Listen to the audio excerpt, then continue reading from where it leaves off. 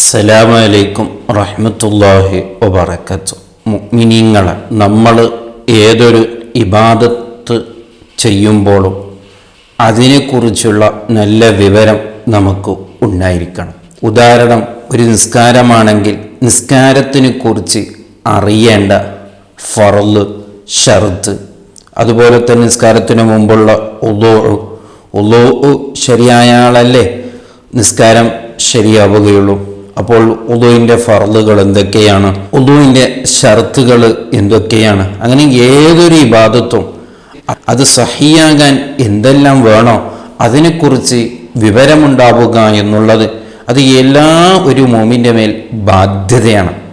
വിവരമില്ലാതെ എന്തൊക്കെയോ ഒന്ന് കാട്ടിക്കൂട്ടി ഒന്ന് ചെയ്താൽ ഒരിക്കലും ഉളുവാവുകയില്ല, ഒരിക്കലും നിസ്കാരമാവുകയില്ല, മറ്റുള്ള ഏത് കർമ്മങ്ങളും വെറുതെ ഒന്ന് ചെയ്തതുകൊണ്ട് ആവുകയില്ല.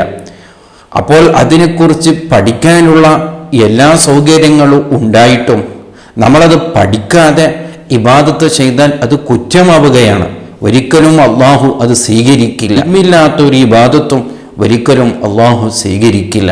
ബഹുമാനപ്പെട്ട ഇമാം ഗസാലി റളിയല്ലാഹു അൻഹു പറയുന്നത് കാണാം, ഇജ്മാഉൽ മുസ്ലിമീന അലാ അന്നഹു ലാ യജൂസു ലി അഹദിൻ അൽ ഇഖ്ദാമു അലാ ഫിഇലിൻ ഹത്താ യഅലമു. ലോക മുസ്ലിമീങ്ങളെ പണ്ഡിതന്മാർ ഏകോപിച്ച എല്ലാവരുടെ മൊത്തത്തിലുള്ള ഒരു അഭിപ്രായമാണ്, ഒരാൾക്കും ജായിസല്ല, ഒരാളും ശരിയല്ല ചെയ്യുന്നത് അൽ ഇഖ്ദാമു അലാ ഫിഇലിൻ, ഒരു പ്രവൃത്തിയിലേക്ക് മുന്നിടുമ്പോൾ, ഒരു കാര്യം ചെയ്യുമ്പോൾ അതിനെക്കുറിച്ചുള്ള വിവരം ഉണ്ടാവാതെ, അതിനെക്കുറിച്ചുള്ള വിവരം ഇല്ലാതെ അയാൾ ആ കാര്യം ചെയ്യുക എന്നുള്ളത് ലാ യജൂസു, ജായിസല്ല, ചെയ്യുന്നത് ശരിയല്ല എന്ന് ബഹുമാനപ്പെട്ടവർ നമ്മളോട് എന്താ പറഞ്ഞ്, ഇജ്മാഉൽ മുസ്ലിമീൻ എന്ന, മുസ്ലിമീങ്ങൾ ഇജ്മാ എന്ന് പറയുമ്പോൾ അത് വളരെ ഗൗരവമുള്ളൊരു വാക്കാണ്.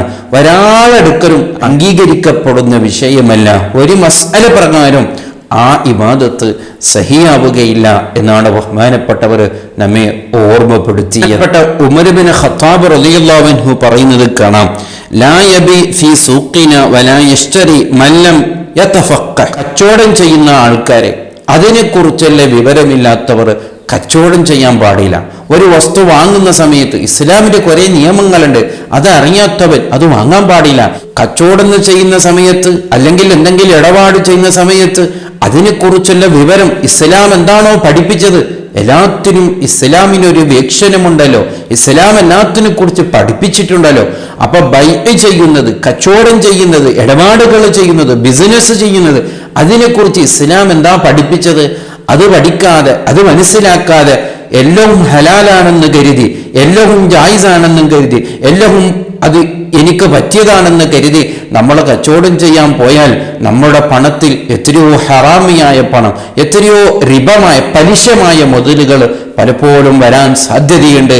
അങ്ങനെ വന്നാൽ പിന്നെ അതിലൊരു ബർക്കത്തുണ്ടാവില്ലല്ലോ. ആ പണമല്ലേ നമ്മുടെ കുടുംബത്തിലേക്ക് നാം ചെലവ് ചെയ്യുന്നത്, നമ്മുടെ മക്കളിലേക്ക് നാം കൊടുക്കുന്നത്, പിന്നെ അതിലെവിടെയാണ് ബർക്കത്തുണ്ടാവുക? അപ്പൊ ഈ കാര്യം ഒരു കച്ചവടം ചെയ്യുന്നവൻ കച്ചവടത്തിനെ കുറിച്ച് മനസ്സിലാക്കണം. അതേപോലെ ഏതൊരു ഇടപാട് ചെയ്യുന്നു, ഇസ്ലാം എല്ലാത്തിനെ കുറിച്ച്, കേവലം നിസ്കാരം വുദൂ മാത്രല്ലല്ലോ, മുഅ്മിൻ ഒരു മനുഷ്യന്റെ എന്തെല്ലാം ജീവിതത്തിൽ എന്തെല്ലാം ഘടകങ്ങളുണ്ടോ അതിനെല്ലാം കുറിച്ച് ഇസ്ലാം നമ്മെ പഠിപ്പിച്ചിട്ടുണ്ട്. അത് പഠിക്കൽ ബാധ്യതയാണ് എന്നാണ് ബഹുമാനപ്പെട്ട ഉമർ ഇബ്നു ഖത്താബ് റളിയല്ലാഹു അൻഹു നമ്മെ ഓർമ്മപ്പെടുത്തിയത്. ഉമർ ഇബ്നു അബ്ദുൽ അസീസ് റളിയല്ലാഹു അൻഹു പറയുന്നു, മൻ അമില അലാ ഗൈരി ഇൽമിൻ, വിവരമില്ലാതെ ഒരാൾ അമൽ ചെയ്താൽ കാനമാ യുഫ്സിദു അക്സറ മിമ്മാ യുസ്ലിഹു, ആ കാര്യം അത് നന്നാവുന്നതിനേക്കാൾ അത് ഫസാദായി പോവുകയാണ്, അത് ചീത്തയായി പോവുകയാണ്. അതായത് ഒരു അമല് അതിനെക്കുറിച്ച് വിവരമൊന്നുമില്ല. അപ്പൊ അതുകൊണ്ട് അള്ളാഹുവിലേക്ക് അടുക്കുന്നതിനേക്കാൾ അള്ളാഹു നമ്മളോട് ദേഷ്യപ്പെടാനാണ് കാരണമാവുക. കാരണം ഇൽമില്ലാതെ നമ്മൾ എന്തൊക്കെയോ ചെയ്തു പോകുന്നുണ്ട്.